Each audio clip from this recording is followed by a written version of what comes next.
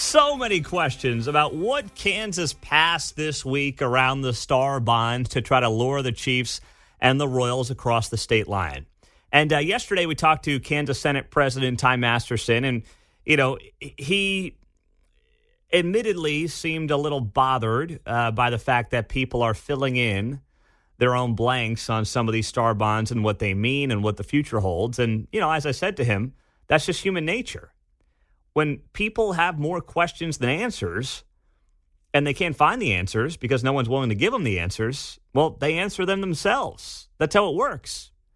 Now, that being said, I found this on X yesterday from Dave Helling, formerly of the Kansas City Star. Some good reporting by... Wait, whoa. That's not on my bingo card. What? Good reporting by Dave Helling? Yeah. Well, you know I could what? have the day off. He's retired, but, he's still staying busy, I suppose. Mm-hmm. Although I see him on Weekend Review once in the blue moon. I see you guys hanging out on TV. Oh, yeah, we are hanging out. That's right. We're hanging out. We're not getting beers afterwards, not yet at least. But, we're hanging out. It seems like I'm always on the opposite side of the table from Dave. He never wants to sit next to me. I'm not sure why that is. But anyway, he did some good reporting here yesterday, so I'll give credit where it's due. Absolutely. He shared a clip from a excerpt from the bill that Kansas passed this week with the Star Bonds.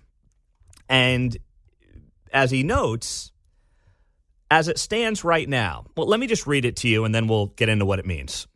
The excerpt from the bill that he shared here yesterday on X.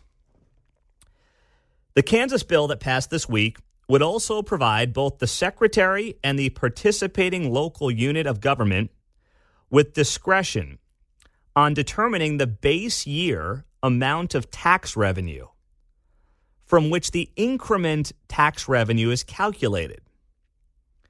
It adds here, note, current law requires a Star Bond district to calculate its base year of revenue by aggregating the 12 months of sales tax revenue for the district prior to the establishment of the district. All right, so let me break this down just real simply because I know it's 7:08. You're like, head is rolling around, spinning. Yeah, exactly. And I get it, but I wanted to just read it to you and then explain it. So basically, the Star Bond does what? The Star Bond takes all the sales taxes over and above where the revenues have been for the previous 12 months and takes those additive sales tax dollars and pays off the bonds, right? So I'm just going to use a round number. Let's say a district is making $10 million a year in sales tax revenues. And then they draw this Star Bond district, and those revenues go up to $20 million a year. Those extra $10 million, which are not done through adding taxes, they're just done through growth in the Star Bond district, those extra $10 million are used to pay off the bonds. But how the base revenues are calculated are for the prior 12 months within that district.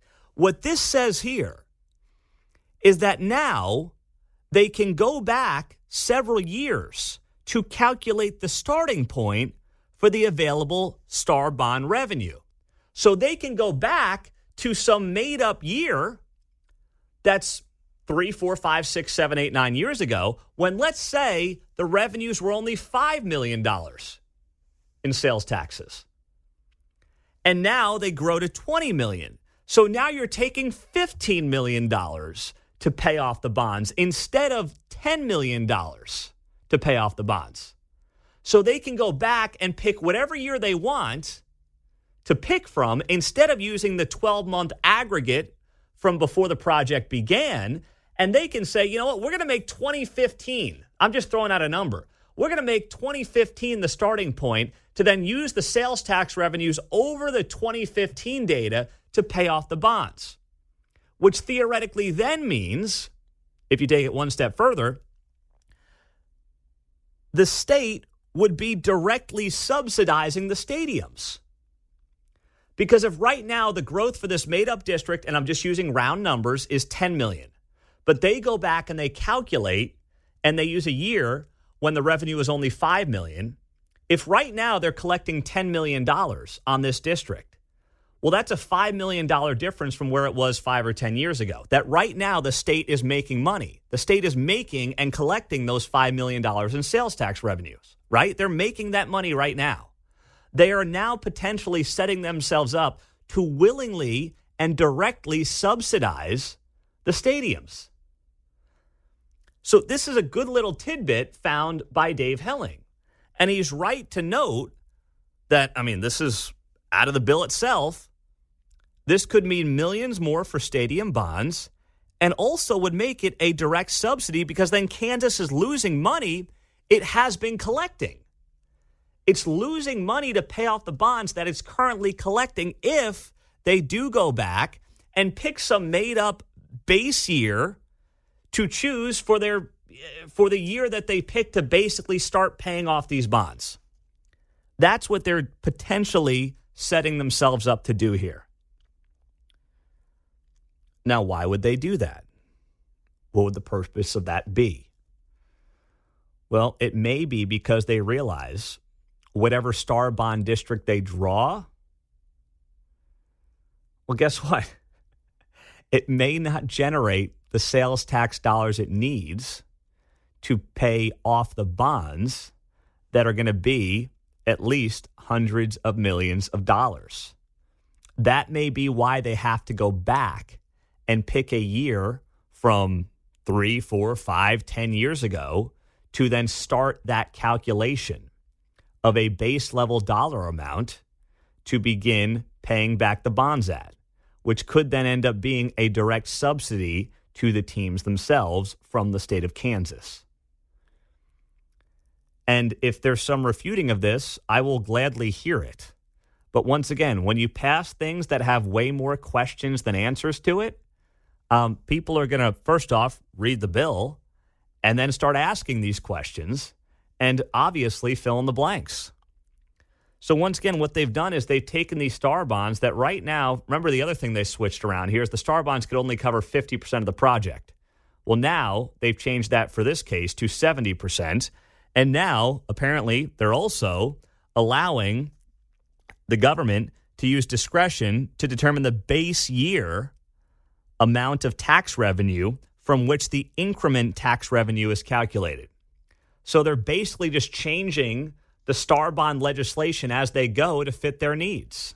If it's a new district where there's $0 coming in, then that would be more helpful for the teams, I guess. I'm not sure about that. Well, it's a good question, Mark. If they literally just draw like a square around a field, right? Like let's say there's just an empty field that's making no money outside of the little property tax dollars it makes because, they want to build a stadium in the middle of a field.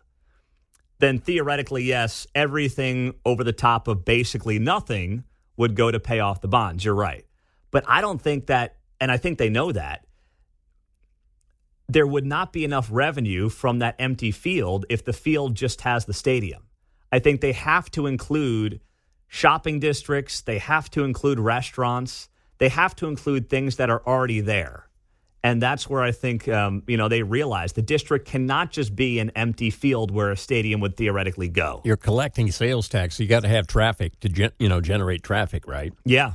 And that's why I think, the racetracks draw on a couple 100,000 people on its weekend. So there's a whole big group of people several times a year at that particular one. Yes. Not the same at Prairie Fire. No, exactly right. Yeah. By comparison. Not at all. the same traffic in the same amount of time. Nope, not at all.